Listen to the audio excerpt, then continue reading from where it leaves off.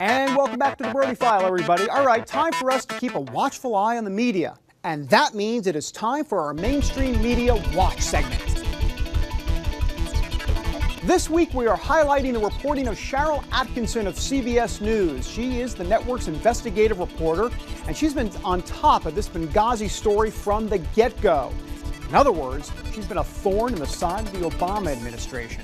Attkisson, doesn't usually do interviews with other networks, but we're the Brody File. So guess what? That's right, she sat down with us. Stalking mode, folks, stalking mode.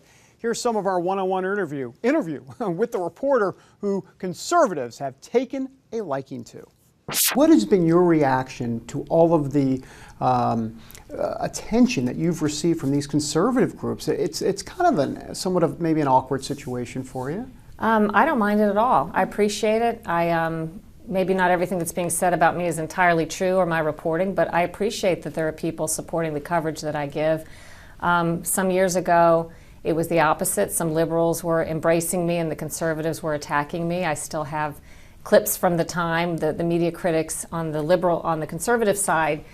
At that point, when I was doing stories, because we had a Republican administration, so the stories were perceived when I do watchdog type things as harmful or critical of the Republican administration, so it was presumed I was liberal. I'm actually, as I like to say, politically agnostic. If you conclude because I investigate a story and it happens to lead one way or the other, and I'm persistent, if you want to conclude that's where I stand politically, you're free to do that. I can just tell you it's not the case. You were on the forefront of all of this early on. Do you believe that the media overall, writ large, has kind of missed the boat? Well, there have been media covering it, so it's not as though I'm completely by myself. But I do think this, and I've observed this with many stories over the years in different administrations, the media is not always consistent in the vigor that they use to pursue a given topic. And I never quite understand, why the difference, because I think that if something is important when one administration is in office, then an equal thing should be treated equally when another administration is in office. And I don't see that's always the case. And I do think the media did not use the opportunity in the weeks and months after Benghazi to be as persistent and as pointed as they should have, considering the importance of the issue. In my view, after independently looking at the facts, I just think you can't walk away and conclude anything other than it's an extremely important story with many unanswered questions and contradictions. And I think some in the media we're not as curious as I think naturally journalists ought to be. Let me ask you a relatively sensitive question, but CBS and how they have seen you cover this story, has there been some pushback from CBS, and if so, kind of what form has that manifested in?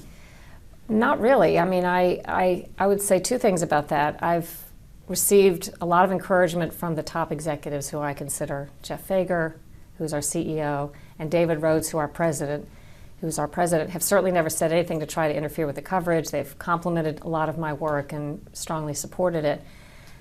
On the other hand, every story that you present as a reporter has to be bought by a broadcast, meaning not purchased for money, but you have to get them interested in it. So maybe Evening News wants one story, Morning News wants a story.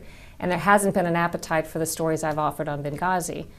So I've published a lot online because there's unlimited content space online, and I've done a lot of my reporting there. And until recently, there hasn't been, as you said, much of a market for on the air, and that's for a variety of reasons I can't speak to. I don't know what all the decision-making involves, except that on a given day, there's a finite amount of time to put stories on, and there are plenty of stories happening every day that obviously someone's judging to be more important or more urgent. That is Sharyl Attkisson here on the Brody File. While we're on the subject of the media and President Obama, how about this poll that just came out from the Hill newspaper? 46% of Americans think the media is excessively sympathetic to the president. Only 17% think the media are fair. However, check this out. This is interesting. 28% of Americans actually think the press deliberately is trying to hurt the president. Interesting. Here's another interesting trend that caught our eye. We all know how Chris Matthews, MSNBC, you know him, the host there. Well, we know how he's liberal, and he's also a huge fan of the president. Well, guess what? Now he is starting to turn on President Obama after all of these scandals. So first, we want you to check out an example of the praise that Matthews gave the president a year ago.